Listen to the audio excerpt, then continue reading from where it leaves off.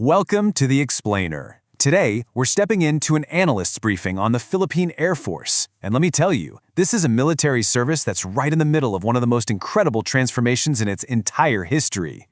All right, let's just kick things off with a number. 61 out of 162.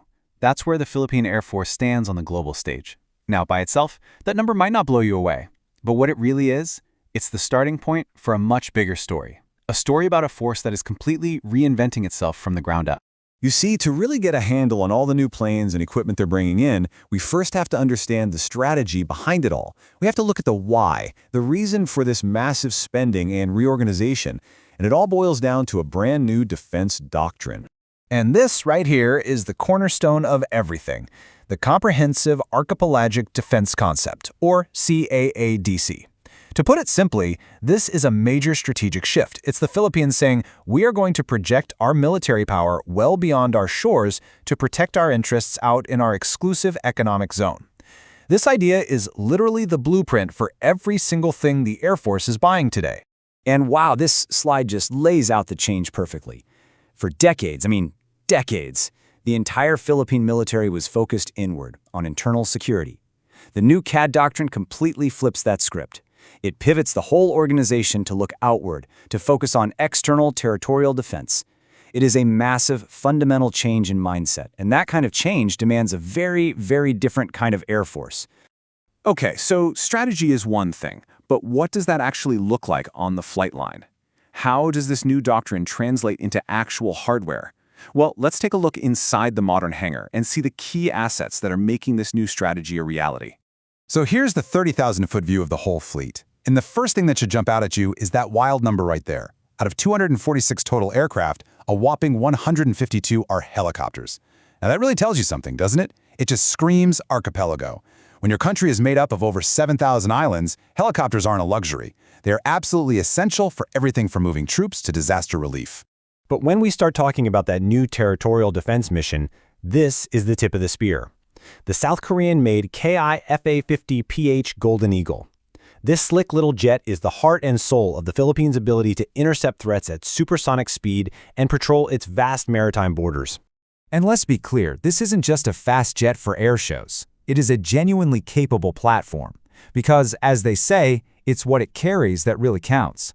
We're talking AIM-9 Sidewinder missiles for dogfights, AGM-65 Maverick missiles for hitting ships or ground targets, and a whole suite of pave-way precision-guided bombs.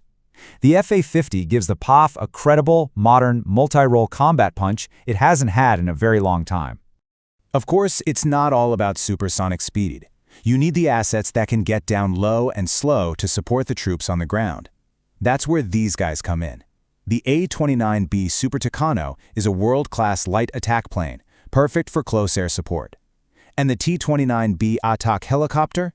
That gives the PAF a serious, dedicated tank-busting and attack platform.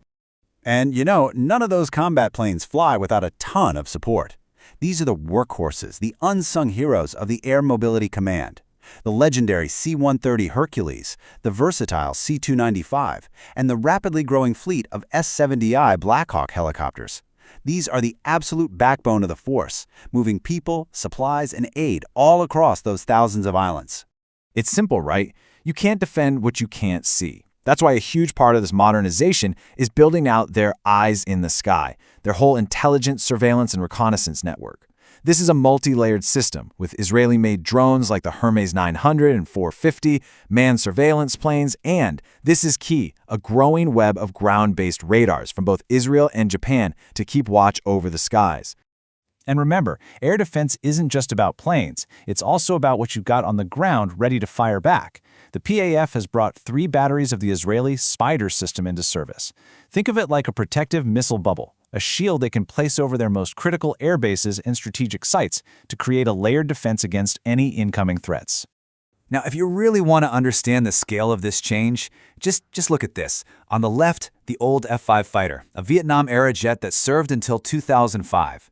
When it retired, it left the Philippines with 0 supersonic air defense for an entire decade. The jump from that to the modern, networked FA-50PH, it isn't just an upgrade, it is a quantum leap, a full generational jump in technology and raw capability. It's night and day. So that's the now. But what about the next? All this progress we've seen is really just setting the stage for the next massive phase, a multi-billion-dollar plan they call Re-Horizon 3. This is the program that will truly shape the Philippine Air Force for the next decade and beyond. And the goals here are crystal clear and very ambitious. First, keep bulking up the fighter wing. Second, get even more helicopters for mobility.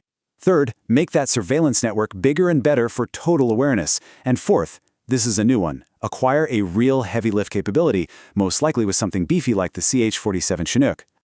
And you know that first goal? It's not just talk, it's already happening. With 11 FA-50s already flying, they've signed the deal for 12 more. They are literally doubling the fleet. And the really critical part here is that these new jets are expected to have some serious upgrades, including a much better radar, which means they'll be able to see and engage targets from much, much farther away.